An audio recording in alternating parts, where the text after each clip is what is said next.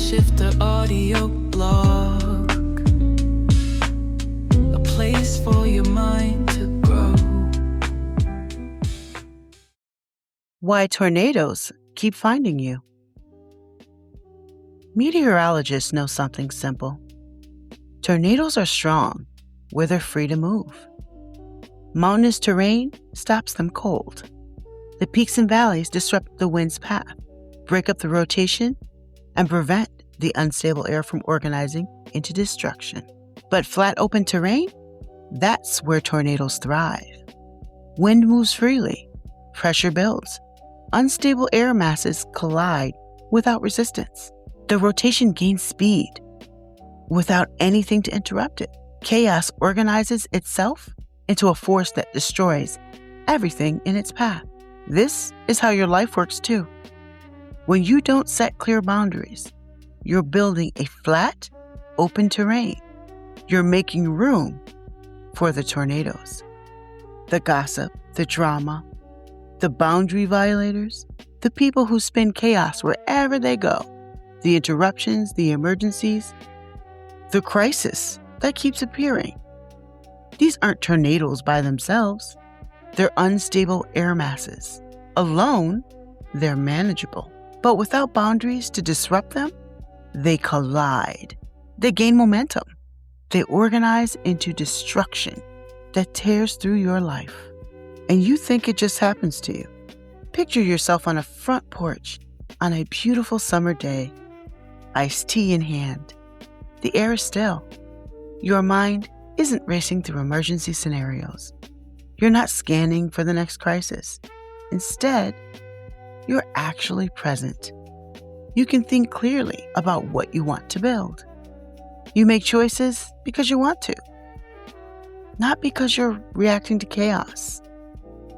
You have energy left for the people worth building with. You're available. This is what peace looks like. Now, picture yourself in constant shelter mode, racing to secure things before the next storm hits, boarding up windows, holding your breath, waiting for the next spin to tear through. Your energy goes to survival, not creation. You're so exhausted from preparation that you have nothing left to actually build with. This is what constant tornadoes cost you. Your baseline shifts. Chaos becomes normal. What should feel dangerous feels like a Tuesday. You accept less from yourself because you've been conditioned by constant upheaval. Your standards for what's acceptable drop so low you don't even notice it's happening. You're living in survival mode and calling it life. And the people who could actually help you build, the growth-minded ones who see you're constantly in chaos, they drift away. You don't have capacity for real relationships. You're too busy managing chaos. So you're left surrounded by the tornado people, which guarantees more tornadoes. The cycle deepens. Ask yourself, who am I allowing in my space? The person who calls you to vent about the same drama for the 100th time, never actually changing anything, but expecting you to validate their story every single time. You listen. You offer advice. Nothing changes. They call again, and you pick up. The one who takes a small conflict and spins it into a catastrophe. Someone says something mildly critical, and suddenly it's a betrayal. A minor disagreement becomes proof that nobody respects them. They turn every detail into an extreme, and you find yourself managing their emotional reaction instead of them managing their own. The gossip who tells you secrets about other people, then tells other people your secrets. You know they do this. You've experienced it, but you keep confiding in them anyway. The person who violates your boundaries apologizes, violates them again 3 days later, apologizes again, and you accept the apology like it means something will change. It won't. But you keep letting them back. The one who creates the mess, then acts like you caused it. They blew up, they rage, they create chaos, and somehow it's your fault for not managing them better. And you believe it. The person who demands access to your time and energy without respecting that you have limits. They text at midnight with drama. They expect immediate responses. They interrupt your work, your sleep, your life.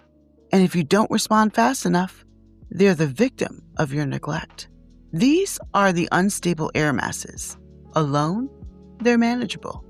But if you're surrounding yourself with multiple people like this, if you're letting them collide in your space without disruption, they organize into destruction. A tornado-proof life isn't about being cold or distant. It's about having structure. Mountains aren't mean to the wind. They simply refuse to let it organize into destruction. Want peace? Start by deciding what's acceptable in your space and what isn't. Not suggestions, not wishes, decisions.